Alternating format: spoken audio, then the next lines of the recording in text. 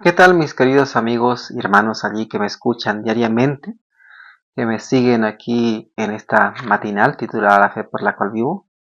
Hoy continuando así con nuestras meditaciones en este estudio de la palabra de Dios, para este 7 de julio lleva por título Fortaleza y Gloria en el Santuario. Antes de leer el texto que se encuentra en el libro de Salmos, el capítulo 96, vamos a orar allí para que Dios sea siempre quien dirija estos momentos. Oremos. Padre bendito que estás en los cielos, Señor, te damos gracias por este día de vida que tú nos das. Gracias, Señor, por la salud, por tu compañía, Señor, en todo momento.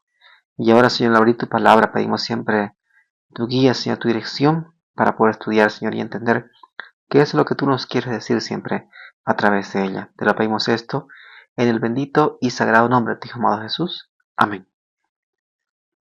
En el libro de Salmos capítulo 96, el versículo 6, la palabra de Dios nos dice lo siguiente: alabanza y magnificencia delante de él, poder y hermosura en su santuario. Aquí el salmista nos habla acerca de el poder y la hermosura que se encuentra en el santuario. Sí, nos habla también acerca de la magnificencia de Dios, ¿verdad? Lo que, en sí reconoce lo que Dios ha hecho por su pueblo. Y el tabernáculo y el templo de Dios en la tierra fueron copia del original que estaba en el cielo. El santuario y sus solemnes servicios estaban rodeados místicamente de las grandes verdades que se revelarían a través de generaciones sucesivas. O sea, dentro del santuario habían muchas verdades que más adelante se irían revelando, se irían dando a conocer hacia el mundo. Entonces, las manifestaciones de un rey invisible eran grandiosas e indescriptiblemente admirables allí. El cetro estaba manejado por una mano sobrehumana, o sea, el reinado, ¿verdad? La dirección estaba manejado por una mano sobrehumana. El arca sagrada, cubierta por el propiciatorio, depositaria de la santa ley de Dios, simbolizaba al mismo Jehová. Allí estaba el poder de los israelitas para triunfar en las batallas. Ante ella cayeron ídolos y los que irrespetuosamente miraron adentro perecieron por miles. Nunca antes el Señor había dado tan ostensibles manifestaciones de su supremacía como cuando fue reconocido como el rey de Israel. Mientras el pueblo de Israel reconocía a Dios como su rey, mientras el pueblo de Israel confiaba en la providencia de Dios y también era obediente a la ley de Dios, entonces allí ellos encontraban la fortaleza y también la victoria para sus luchas. Mientras Dios era reconocido como rey dentro de su nación, dentro de su pueblo, el pueblo era vencedor en todo momento.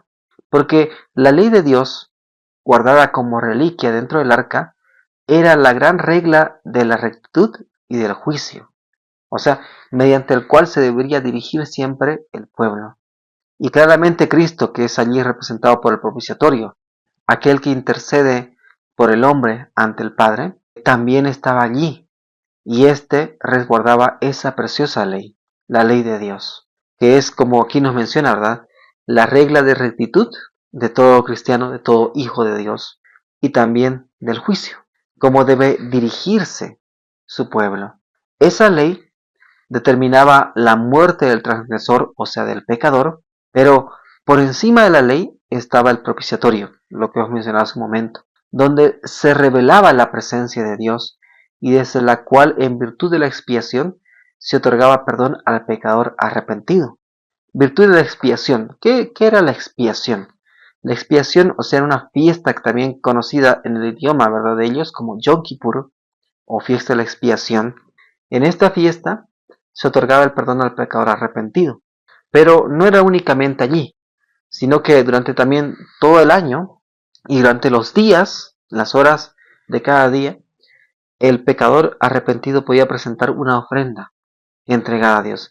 Pero este momento del día de la expiación era muy especial, porque allí era llamada todo el pueblo, ¿verdad? Toda la nación de Israel, en una santa convocación al sonar de la trompeta durante cierto periodo de tiempo, de días, y ellos tenían que estar en consagración, en constante arrepentimiento, ¿verdad?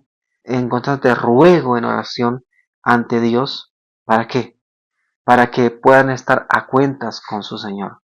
Entonces, de esta manera, se llevaba, ¿verdad?, la sangre del sacrificio hecho por todo el pueblo hacia el propiciatorio, o sea, el lugar santísimo, y se asperjaba allí sobre el propiciatorio, ¿verdad?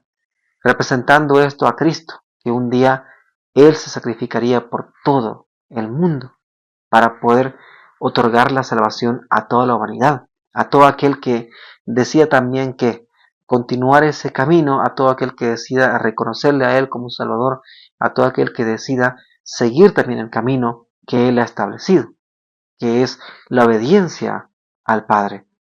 Entonces, el pecado arrepentido podía obtener el perdón allí y también así ser parte, ¿verdad?, de la obra de Cristo. Por eso aquí dice, así en la obra de Cristo, en favor de nuestra redención, simbolizada por el servicio del santuario, precisamente en esa fiesta, la misericordia y la verdad se encontraron, la justicia y la paz se besaron, porque tanto la justicia, que está en la ley de Dios, como también la paz, ¿verdad?, la misericordia de Dios, se encuentran allí, y estas dos se unen, y entonces así, ¿verdad?, ofrece a nosotros, ¿qué?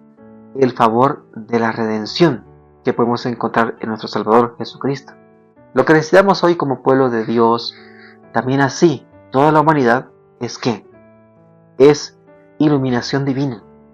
¿Y dónde podemos encontrarlo esto? Si no es en la palabra de Dios. Solamente allí podemos encontrar esa iluminación divina. Y también en que en la comunión con Dios mediante la oración. También necesitamos ¿qué? Conocimiento más inteligente del maravilloso proceder de Dios con su pueblo de antaño. Y donde también podemos encontrar ese conocimiento de cómo Dios procedió con su pueblo, cómo Dios dirigió a su pueblo, qué es lo que hizo por ellos, ¿verdad? Y cómo este pueblo triunfó siempre cuando estuvo siempre en obediencia a su Dios, en obediencia a su Rey celestial. Entonces nosotros tenemos que también ver allí y leer, ¿verdad?, investigar allí cómo se lograron todas estas cosas en el pueblo de Dios, en ese momento, ¿verdad?, en ese pueblo de antaño. Hoy en día todos nosotros también estamos llamados e invitados en sí a poder ser pueblo de Dios. Pero tenemos que ver, ¿verdad?, cómo trabajó en el anterior para ver también qué papel nosotros desenvolvemos allí también como pueblo de Dios por la fe en Cristo Jesús. Queridos amigos y hermanos, hoy en día nosotros necesitamos que entender lo que es la fortaleza y la gloria que se encuentra en el santuario. Por eso nosotros necesitamos ser iluminados por Dios y también así obtener el conocimiento para poder ver cómo Dios dirigió a su pueblo en ese entonces. Pero en sí aquí nos muestra, ¿verdad?, que ese poder, ¿verdad?, que tenía el pueblo de Israel para poder vencer estaba en qué? Dentro del arca, en la ley y la gracia, en la justicia y la misericordia de Dios allí. Entonces nosotros como pueblo, ¿verdad?, tenemos que ver hacia ese punto, tanto la justicia y la misericordia de Dios, ambas cosas trabajando siempre juntas. ¿Para qué? Para redimir a su pueblo, para salvar a la humanidad. Así que nosotros tenemos que ver allí en la palabra de Dios y llegar a conocer, llegar a ver cómo Dios siempre procedió en cada momento. Que Dios te bendiga y te guarde. Amén.